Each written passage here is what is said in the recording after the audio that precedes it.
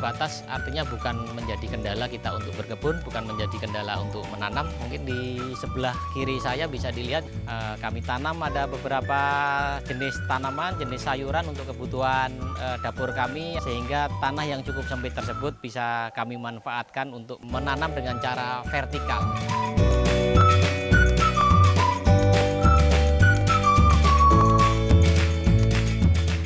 Membuat vertical garden sangat mudah dan murah. Kita bisa memanfaatkan dari botol-botol bekas seperti yang saya buat seperti ini. Jadi botol-botol bekas bisa dimanfaatkan atau gelas bekas minuman mineral sebagai pot, dan kita memanfaatkan dari dinding.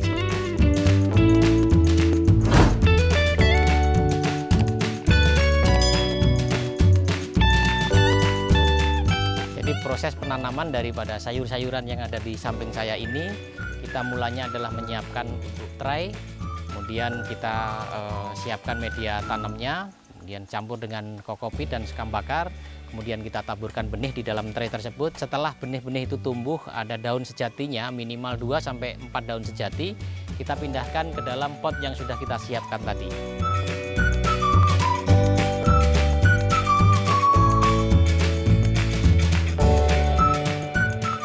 Setelah nanti tumbuh cukup besar lagi, baru kita pindahkan ke dalam botol 1,5 liter yang kita potong menjadi 2, sehingga tidak memerlukan media tanam yang cukup besar, tetapi sudah bisa tumbuh selada merah dengan cukup subur.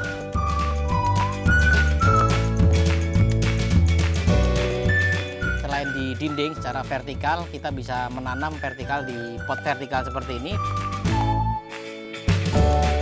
Setelah seladanya cukup besar, bisa kita pindahkan di pot vertikal seperti ini. Jadi pot setelah selesai kita masukkan selada merah semua, kita bisa gantungkan di tempat seperti ini sehingga bisa menambah keindahan dari teras kita.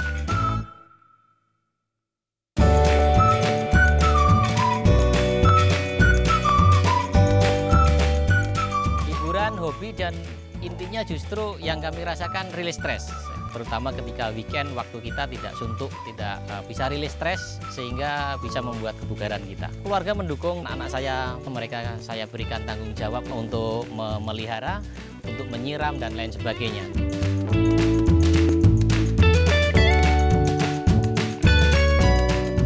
Lahan di samping rumah saya yang cukup sempit, yang mulanya tidak terurus dan terbengkalai, banyak puing-puing, banyak bebatuan, akhirnya kami kelola, kami urus, kami tanam ada beberapa jenis tanaman, jenis sayuran untuk kebutuhan dapur kami, sehingga tanah yang cukup sempit tersebut bisa kami manfaatkan untuk memenuhi sebagian kebutuhan dapur kami.